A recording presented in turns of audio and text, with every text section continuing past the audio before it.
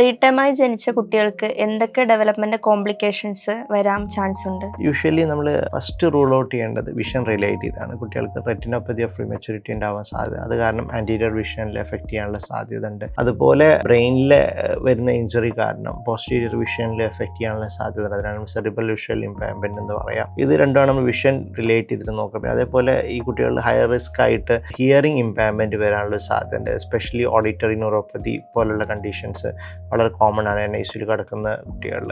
അതുപോലെ ഇമ്പോർട്ടൻ്റ് ആയൊരു ഇതാണ് മോട്ടോ ഡിലേ എന്ന് പറയും. മോട്ടോ ഡിലേക്കും കുട്ടികൾ ഭയങ്കര ചാൻസ് കൂടുതലാണ് പ്രീടൈമായി ജനിക്കുന്ന കുട്ടികളിൽ. പിന്നീട് സെക്യുലർ എന്നോളം cerebral palsy, especially diplegic cerebral palsy ഒക്കെ ഉണ്ടാവാനുള്ള സാധ്യതയും കൂടുതലാണ്. പ്രീടൈമായ കുട്ടികളിൽ സീഷേഴ്സ് വരാനും പിന്നെ അതേപോലെ ജോണ്ടിസ് വന്നിട്ട് ബ്രെയിനിൽ ഇഞ്ചുറി വരാനുള്ളൊക്കെ സാധ്യത കമ്പാരിറ്റീവ്ലി കുറച്ച് കൂടുതലാണ്.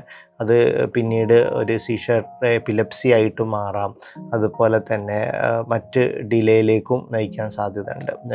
പിന്നെ ലോങ് ടേം ആയിട്ട് നോക്കുകയാണെന്നുണ്ടെങ്കിൽ ഈ കുട്ടികളിൽ ADHD, ലേണിംഗ് ഇഷ്യൂസ്, ഓട്ടിസം ഇതിൻ്റെയൊക്കെ റിസ്ക് മറ്റുള്ള കുട്ടികളെ കമ്പയർ ചെയ്യുമ്പോൾ കുറച്ച് കൂടുതൽ തന്നെയാണ്.